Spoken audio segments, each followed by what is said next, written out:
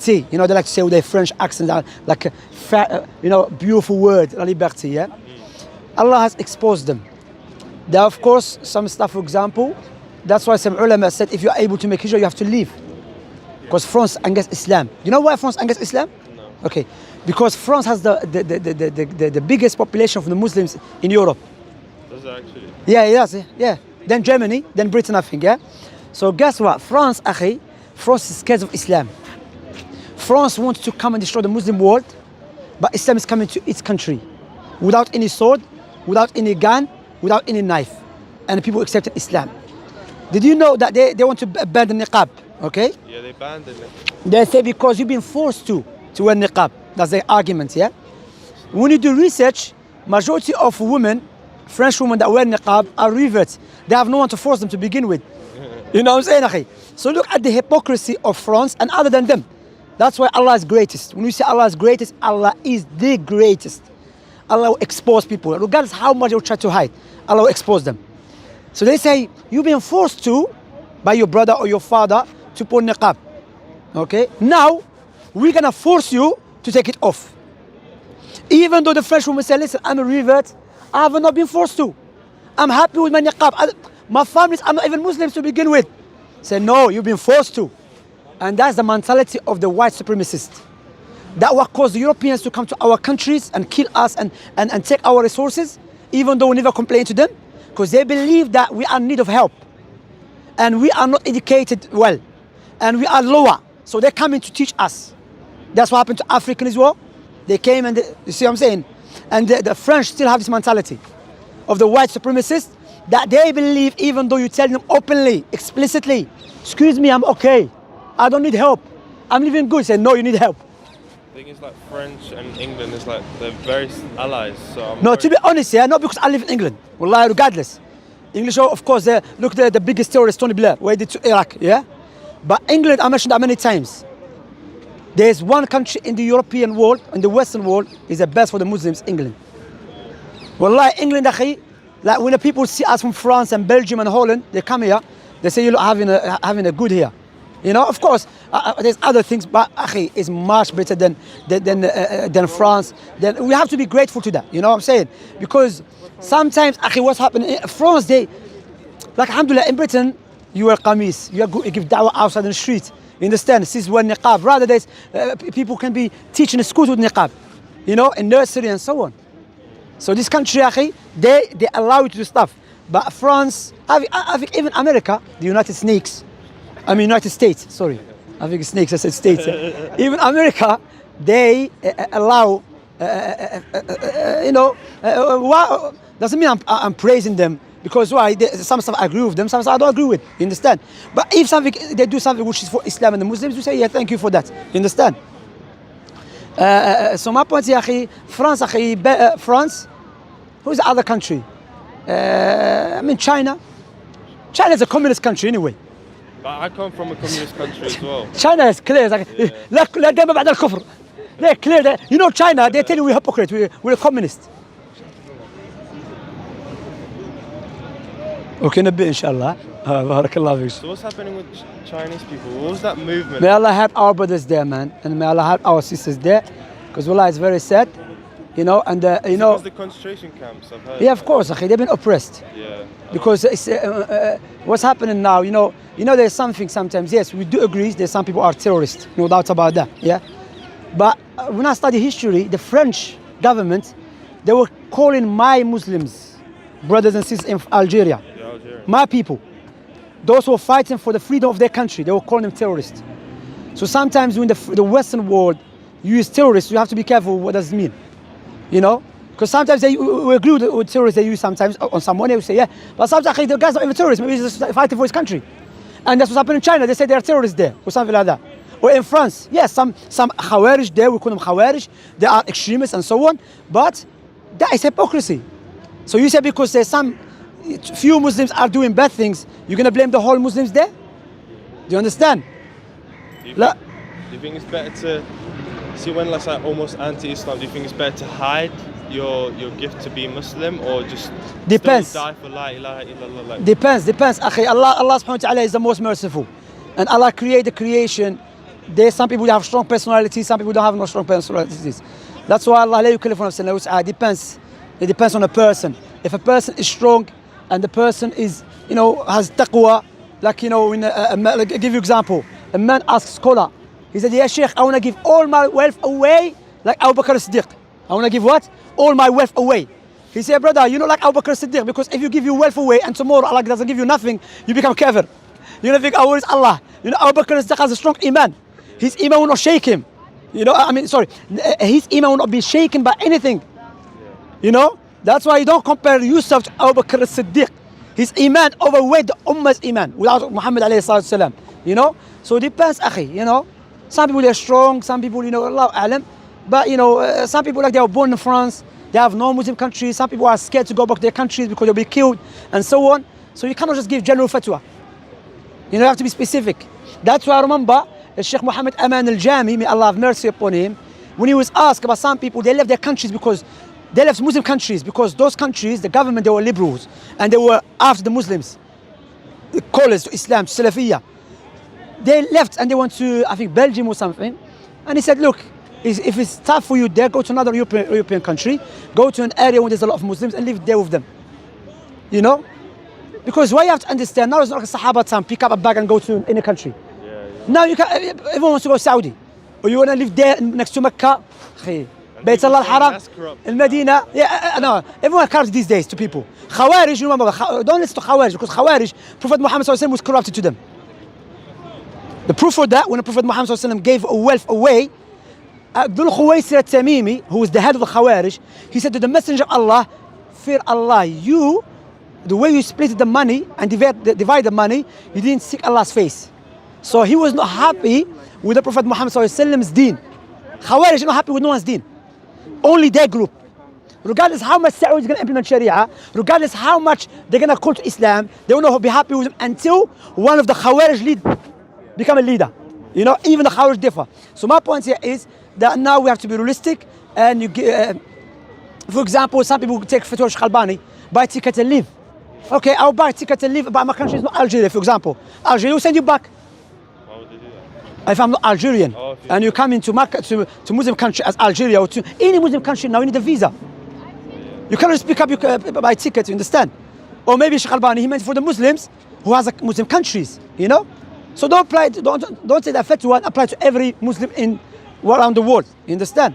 So that's why when it comes to these issues, we ask big scholars, Shaykh Fawzan, Shaykh Abdul Hussein Abbad, Shaykh Rabi, and so on. Why? Because they are big ulama. There's some scholars that are getting locked up apparently. Like who? Salman al-Uda? Probably, yeah, because my brother told me. Salman al-Uda is a liberal scholar. Salman al-Uda, he was a person who wants to call to destruction of Saudi. Salman al-Uda is not a scholar. There's some corrupted scholars out there. Of course, akhi. Salman al-Uda, he's a person, it was known that he was extremist, then he went to prison in the 90s, then he came out, he went to the other side. He became like more liberal, secular Muslim, So, and he was calling to fitna in Saudi. They locked him. Alhamdulillah, good. Why you want Saudi or Algeria to become like Syria now? You want our country to become like Syria? Our enemies killing us and we are busy with each other, killing each other? Anyone that wants the Muslim countries to have a fitna, to start killing each other, know this man is evil deep in his heart. Like this guy in Birmingham, I call him Donkey of Birmingham. He's in his house having a tea and he's telling people rebel, who's justifying rebelling. He said, no, it's better off to not rebel, this person. But he's fighting for it, justifying it. Algeria, alhamdulillah, is being saved because in the 90s they learned the hard way. Somalia as well. Pakistan as well. Egypt as well, alhamdulillah. I'm not saying these leaders are perfect. I'm not saying these leaders, whatever they do, if they do haram, I'm free from them. And not from that, because I'm a Muslim, I'm free from their actions. Like any Muslim does haram, I'm free from his haram. Do you understand? And if they do something evil, I'm free from their evil. And if they do something good, I will praise them for that good. I don't praise them generally. That's why I have to differentiate. The leaders, you don't praise them generally. Because that comes to hypocrisy. You say, oh, this leader, mashallah. Oh, man, that's hypocrisy. You praise him if he does something good to Islam. Or if he's someone implement Sharia. But if someone who is known to propagate evil things and he does something good, you say, that good, alhamdulillah, is good. We make dua for him, like Erdogan. Erdogan is a Turkish leader, okay? I don't agree with everything he says, but I make dua to Allah guide him. And he does many things good. When he spoke against the French, when they tried to beat the Prophet, may Allah reward him for that. and we make dua for him. You know that people say, why Shamsi doesn't speak against Saudi? Have you ever seen me speak against any Muslim leaders to ask Saudi? I don't speak against the Muslim leaders because I speak against the haram they're doing, yeah. But speaking against them, maybe some people misunderstand. They go out, they do rebellion, and it's gonna be more evil. That's what the ulama said. Listen to this qaida, yeah? The ulama said, leaving off forbidden evil when you know you're gonna cause greater evil, that comes under enjoying good. Listen to this carefully, listen. Huh? Imagine you see someone doing haram, and you know if you tell him to stop the haram, it's gonna cause greater haram, then you don't say it. Then what you're doing now, you are enjoying good. Look at the hikmah. Why? Because the reason that we enjoy good for the evil, not for the people to praise me. Oh, so Shamsi speak against Saudi. Shamsi speak against Algeria. No, because you want the evil to be stopped. Correct? So now, 1 second. Yeah. So what you do, now if you know by speaking against evil is going to create another evil, I'm going to say, look, there's two evils. There's greater and lesser. It's better off to leave them do lesser than to do greater evil. Example of that, Shaykh al-Islam ibn Taymiyyah, he was walking with his students and they saw a group of Tatar drinking. Khamr. And some of his students, they were about to go and said them, stop drinking. He said, no, let them drink. He said, what is better off to be busy with drinking? If you tell them stop drinking, what are they going to do? They're going to go kill Muslims. So let them be busy with drink. It's evil, but it's lesser than going to kill. Look at the fiqh. So you're saying that's better overall than like stop it with your hands, your tongue? Regardless of how you're going to do it. If you're going to stop it with your tongue and it's going to cause greater evil, then don't do it. Because why? Don't enjoy good for the evil for people to praise you. Or to say, look, I advise him. No, you want him to stop. You know? And if the evil become widespread, then you refute the evil, like Shaykh Salih al-Fawzan spoke against these parties happen in Saudi. He spoke out against them. The ulama speak out against it. You know, there's no doubt about that. We're going to justify because Saudi is doing it. No, it's evil, it's haram. And alhamdulillah, the ulama advising them. Alhamdulillah. But like Usama ibn Zayd. Usama who's ibn Zayd? Usama ibn Zayd ibn Haritha. People came to him. They said, why don't you advise Uthman? He said, I do advise him. But you want me to be like al-Khawarij? Or like those people, I think he said, like those people who advise and they tell everyone advice? No, you want to advise the leader because the leader is on a different level. So you advise him. If the evil become widespread, you refute the evil without mentioning the name. Because you want people to stop the evil, not the name of the person. Do you understand that? Is that clear? Yeah, go on, Akhi, you want to say something? Sorry. Yeah. Basically, you know, I think that sometimes if the leader, if everyone follows your advice and he knows the people are docile and they're just minding their own business, perhaps that gives them impunity to do certain things and gives them the courage to do certain haram stuff, like for example introducing, you know, like feminism, haram stuff, movies, like parties, all that. How do you catch that? If the leader what? Like if the leader knows that people are docile, that they're just people what? Docile. Okay. That they're just, you know, passive. Maybe that they don't speak, they don't enjoy. Yeah. Maybe that gives them the courage to basically do haram stuff. Maybe if he said, you know, if the Shias come and they rise up, perhaps not protest, but just make their voices heard, maybe that puts a certain fear in him. And a lot of the time we know... So what happened in Syria? How come he didn't put a fear in his heart? The thing is, the problem in Syria is that, you know, people can feel like if people are forbidden from expressing themselves, and it pents up. And I can't hear you, brother, speak up. If people are like forbidden from expressing themselves... No, I'm saying Syria, they rebelled. I mean, they didn't rebel, they protest. Because that's between the normal people that are protesting. It's a type of rebellion because some they're ignorant, they don't know. Okay? Now they are protest. I support the Sunnah. No problem. We're discussing, Akhi. Sorry if I'm trying to, if you think I'm harsh or something, forgive me. I'm Algerian, my brother. The blood. Sorry. I'm saying, look, they protest in Syria. Yeah. In Sudan, they protested. In Libya, they protested. Yeah. What happened? Chaos. Okay? Now, I agree. That's why I said, Akhi, may Allah bless you. I said, if the evil become widespread, you speak out against the evil. Yeah. But if the people stop, now imagine the leader says, I'm going to open nightclub, and everyone don't go nightclub. What happened to nightclub? Bankrupt. Yeah. They will close down. So sometimes the people they want happy, they want haram as well. You know, that's why a man came to Ali ibn Abi Talib, radiyallahu anhu. He came to him, said, "Ya Amir al-Mu'mineen." He said, "Why there's a lot of fitna in your time?" Ali ibn Abi Talib radiyallahu anhu said, "He said because And he said, how come there's a lot of fitan in your time? By the time of Abu Bakr and Umar, there was no fitan. He said, my son, because the time of Abu Bakr and Umar, the people that they used to rule is like me, Talha, Sa'd ibn Abi Waqqas. But my time, I'm ruling people like you. That's why there's a lot of fitan. Yeah, I agree. Ibn Uthaymin, listen to this, sorry. Ibn Uthaymin was asked, yeah, Imam, why don't you advise the hukam, the leaders? He said, we do advise them. He said, yeah, but they don't listen. He said, just I advise you and you don't listen. How many times the ulama say stay away from the riba? Yeah. How many times the ulama say stay away from this and that? Forget the ulama, the Quran, the book of Allah. Allah sent us. Do we stay away from it? We don't. I'll tell you a story. My friend, this my I haven't seen him for a long time, you know. Once he was drinking khamr. You know, I went to give him advice when I started practicing. You know, let me share the, mashallah, the ni'mah of practicing. I went, he's drinking khamr, smoking drugs. I said, I don't want to mention his name. I said, so and so. I said, Akhi, you need to start praying, bro. He said, Shamsi, man. Bouteflika. You know, that time he was the leader of Algeria? Bouteflika. He said, Bouteflika. I said, bro, you are in London.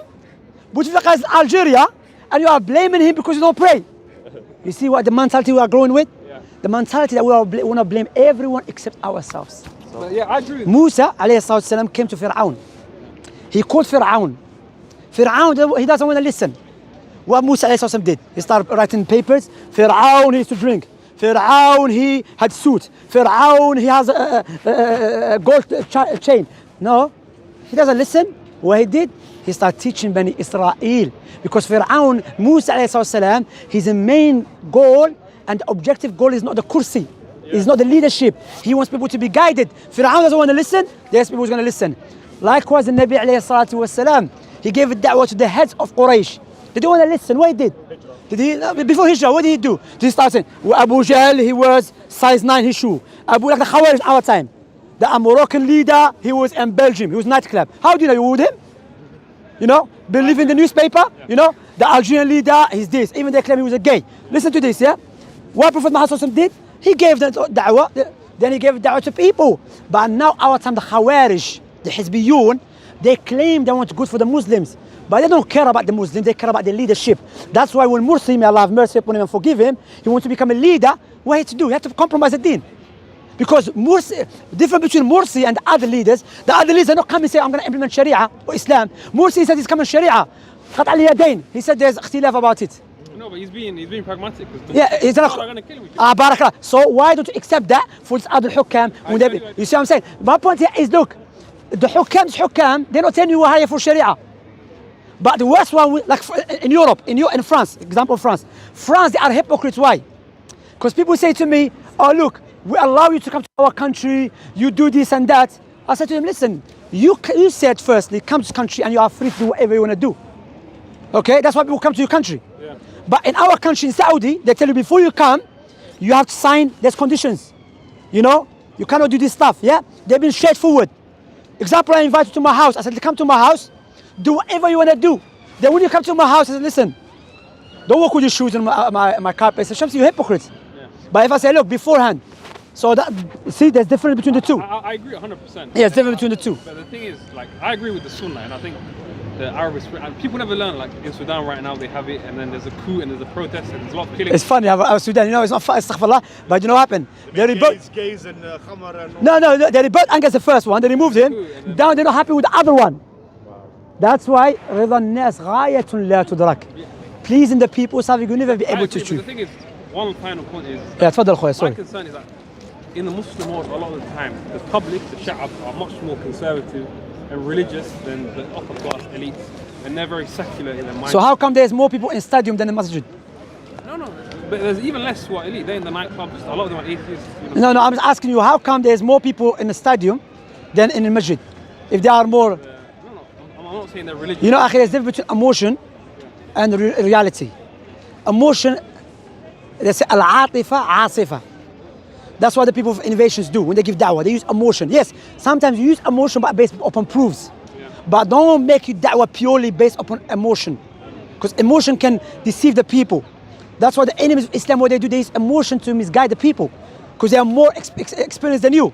Yeah. Yes, sometimes you use emotion based upon proofs. Okay?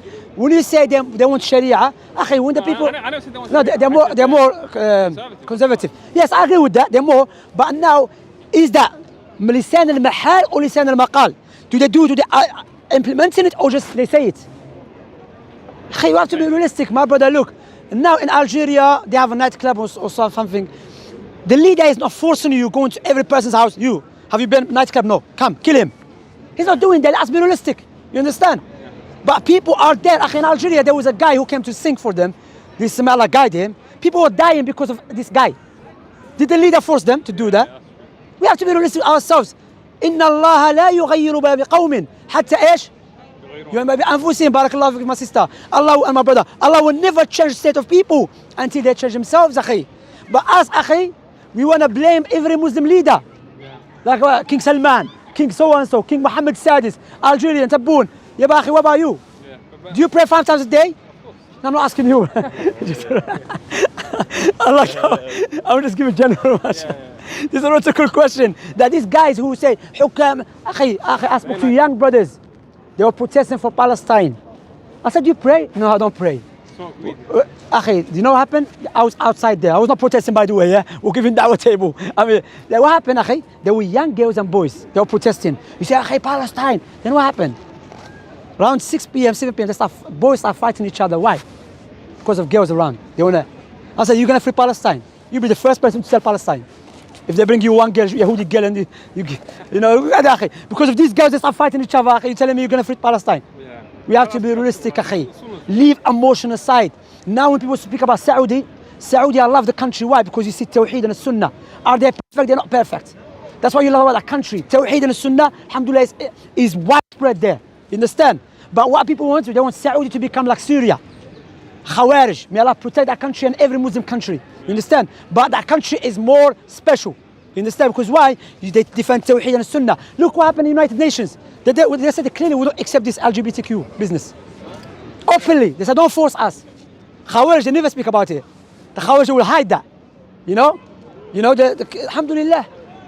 May Allah protect them. And why I see the people that speak against Saudi, I've noticed, yeah? Either Khawarij, some Muslims, we don't agree with some stuff they're doing it. Yeah. I don't agree with that as well. But generally speaking, it says either Khawarij or Rafida or Liberaliyin. Or ignorant Muslims. I've noticed that, subhanallah. Why everyone against Saudi? Why? Like one guy, he came to me. Why in Saudi don't allow women to drive? This guy saw him again. I said, Akhi, they allow women to drive. He said, brother, that's haram. So basically, I hate Saudi. Regardless what you're going to do, I hate them. Why they hate it? Do you know why they hate it? Because Tawheed and Sunnah is prevailed there. And the Khawarij are not happy with that. And the Sufiya and the Rafida are not happy with that. To see that. But the thing is, that was and Liberaliyin, they're not happy with that. Yeah, that was true until 3 years ago. But the liberals, they're happy now because they're having, like you said, the ulama spoke against it. We shouldn't, but they have big concerts where women are in bikinis. And it's like 2 hours from Prophet today. No, I don't know about 2 hours, but the point here is, yes, that is haram, but the liberal not happy with that. You know why? Yeah, because liberalism don't speak, liberal in Saudi, they will not say, let's call it liberalism. This is called ma'asi, akhi. Ma'asi in a Muslim country doesn't mean liberal happy with it. Do you understand? Like there's ma'asi in Algeria. There's a ma'asi, do you understand that? So ma'asi, yes, there's ma'asi, and Saudi is no exception. But I'm saying we have to be just. I made it clear, the ma'asi that is going on there, I'm free from it, and may Allah guide them. But what you see there, Tawheed and Sunnah, are they perfect? They're not perfect.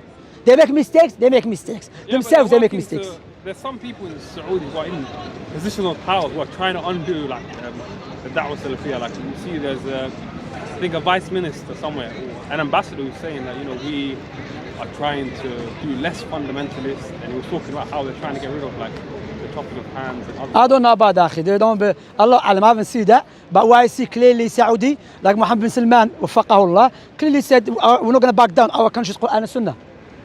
Do I agree with everything Muhammad bin Salman did? No, I don't agree with him.